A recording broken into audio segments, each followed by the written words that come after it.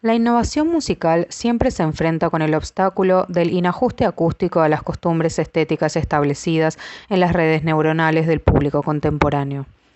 Durante la segunda mitad del siglo XX se extremó esa problemática de la incomprensión por parte del público en general y de la incomunicabilidad por parte del compositor. Con el auge de la música serial y electrónica en los años 50, en un momento cuando apenas se establecía la vanguardia atonal y dodecafónica de Schoenberg, Berg y Webern, en la programación de conciertos en Europa Occidental, gran parte de los oyentes interesados se sentían agobiados por la radicalidad de las nuevas posturas, extrañas para el oído. Parece que el problema consiste en pedir a los oyentes un esfuerzo intelectual excesivo, al que solo una minoría es capaz de acceder, y el extremo de la disonancia que caracterizan muchas de las obras vanguardistas son principios que requieren un amplio aparato externo de explicación. En este sentido, cabe mencionar como ejemplo sobresaliente la obra de Ligeti, que logró promover su propuesta musical vanguardista en el medio masivo del cine, cuando Stanley Kubrick, en 1969, dirigió la película 2001, Odisea en el espacio. La música de Ligeti desplegó un efecto sugestivo, además, en este caso, educó a un público masivo del cine, de manera inconsciente, en la música vanguardista. György Ligeti nació el 28 de mayo de 1923 en Transilvania durante la dictadura nazi, que a lo largo de la Segunda Guerra Mundial se expandió a grandes partes de Europa Central. La familia judía Ligeti sufrió la deportación a los campos de concentración. El joven George perdió a su padre en Bergen-Belsen y a su hermano en Mauthausen. Solo la madre sobrevivió a la tortura nazi en Auschwitz. Después de la Segunda Guerra Mundial, Ligeti sufrió otro tipo de represión ideológica, la del estalinismo, que determinó la vida política en Hungría, entonces un país satélite de la poderosa Unión Soviética. A partir de 1950 estudió música en la Academia Franz Liszt de Budapest, también un lugar de control ideológico estalinista. Probablemente por razones ideológicas impuestas, se dedicó a investigar la música folclórica de los pueblos, pero no para comprobar la superioridad acústica de la clase obrera y campesina, sino para abrir su horizonte musical eurocentrista, una capacitación que 3 décadas después profundizó en el estudio de la música de la isla de Java. Durante su primera fase profesional, Ligeti enseñó teoría de la música en la academia y se dedicó también a conceptualizar la educación musical en las escuelas de Hungría. A pesar de ese exitoso intento de establecerse en el campo profesional, sufre el rechazo de sus primeras composiciones, ya que la omnipotente burocracia cultural las descalificaba con el criterio formalista, es decir, lo acusa de carecer del compromiso de elaborar obras entendibles para las masas de trabajadores, una figura típica del pensamiento estalinista para descalificar obras vanguardistas de música, literatura o pintura.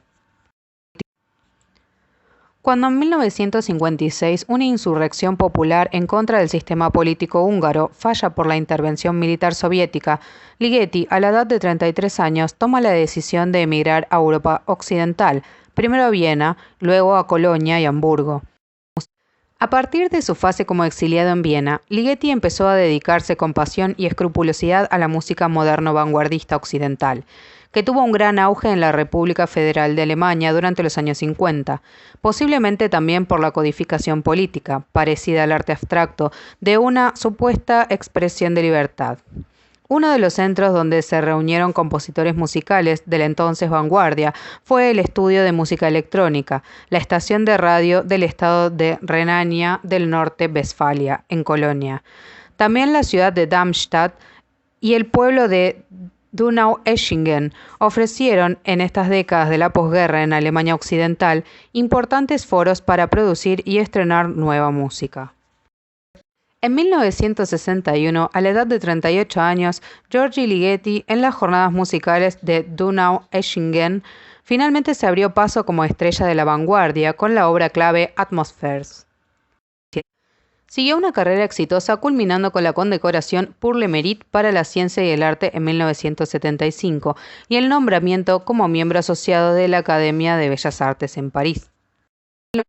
Como profesor de composición en la Escuela Superior de Música de Hamburgo entre 1973 y 1989, además de sus estancias en la escuela y universidades de Viena, Estocolmo y Stanford, entre muchas más, Ligeti confirmó su postura rigurosa del análisis musical racional. Durante los últimos años de su vida, esa vivacidad exaltada se había convertido en demencia senil. A partir del 2005 permaneció en cama, sin disposición a comunicarse con su ambiente, sin empujes de creatividad. Murió el 12 de junio de 2006. Las piezas compuestas, aislado por el gobierno comunista, fueron más bien tradicionalistas, aunque resaltan dos: el Cuarteto para cuerdas número 1 de 1953 y su música ricercata de 1951. En ambas se advierte la influencia de Bartók, pero también la impetuosa intención de componer música nueva. Por temor a la represión, no las estrenó sino hasta varios años más tarde en el exilio.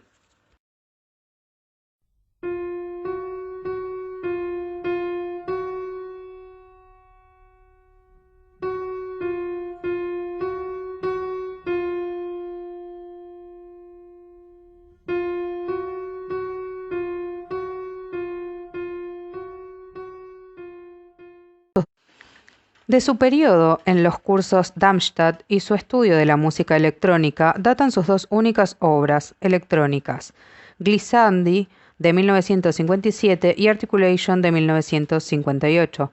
Aunque Ligeti admitió que el sonido que salía de los parlantes no le interesaba realmente, algo de la lógica de la música electrónica llevada al terreno orquestal le permitiría desarrollar la estética por la que es mundialmente reconocido. Con la pieza Apparitions de 1959, Ligeti superó el principio serial reemplazándolo por la composición de superficies tonales, donde se superponen estructuras polirrítmicas y sistemas no temperados polifónicos. Desde su juventud en los años 50, Ligeti imaginaba una música estática, libre de melodías y pulsaciones rítmicas, pero no creía posible materializar esta música desde los métodos compositivos existentes. Tras años de experimentación, desarrolló una técnica propia que llamó micropolifonía. Esta técnica usa los instrumentos, armonías y motivos no como protagonistas, sino como materia prima para forjar sonoridades nuevas y complejas que ocupan el primer plano absoluto. Ligeti reveló su micropolifonía con el estreno de Atmospheres de 1961 para orquesta sinfónica. Desencadenó una verdadera revolución en la historia de la música occidental. Por primera vez, un compositor renunciaba al desarrollo, a la dinámica, a las tensiones y a la dramática musicalidad para crear atmósferas acústicas. Con esta pieza, Ligeti se introdujo en la escena internacional.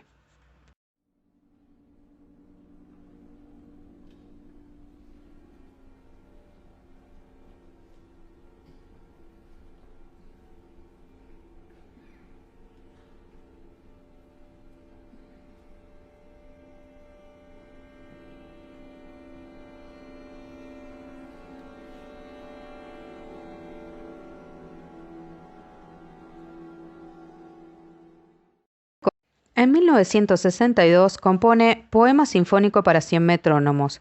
Durante su breve contacto con el movimiento Fluxus, ligado a las artes visuales, música entre otros, y se declaraba contra el objeto artístico como mercancía.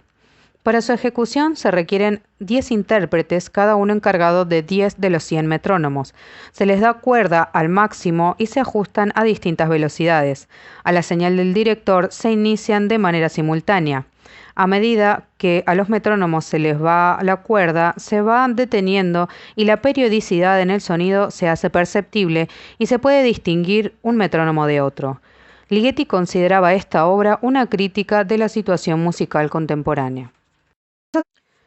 En el caso de Lontano, de 1967, otra de sus obras célebres, las masas sonoras sugieren armonías y melodías que constantemente aparecen y se desintegran. En esta obra para gran orquesta no se utiliza percusión y los parámetros de altura, de sonido y duración son secundarios con relación al timbre y al aspecto de capa sonora.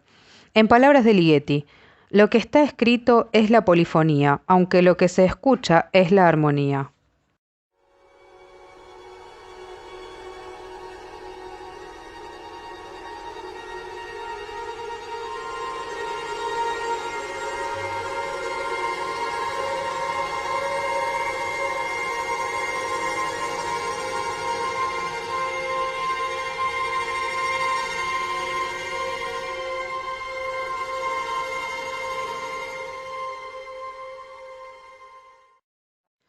El Requiem de 1965 se posicionó firmemente en relación a la tradición musical y es reconocido como uno de los más importantes en su género. Fue la mayor obra del compositor hasta ese momento, tanto por su duración de 30 minutos como por su extenso orgánico que involucra una gran orquesta sinfónica y 2 coros mixtos.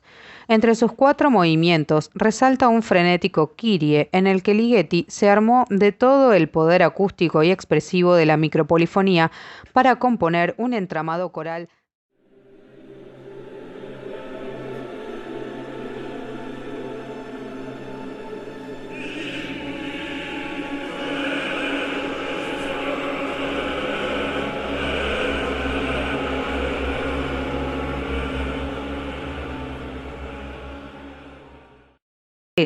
Lux Eterna de 1966, escrita para coro mixto de 16 voces a capela, con textos en latín que fueron tomados de la tradicional misa de Requiem de la liturgia católica. Esta pieza fue compuesta mediante la técnica conocida como masa sonora. 4 líneas para soprano, 4 para alto, 4 para tenor y 4 para bajo son tratadas independientemente en una técnica microcanónica que Ligeti llamó micropolifonía.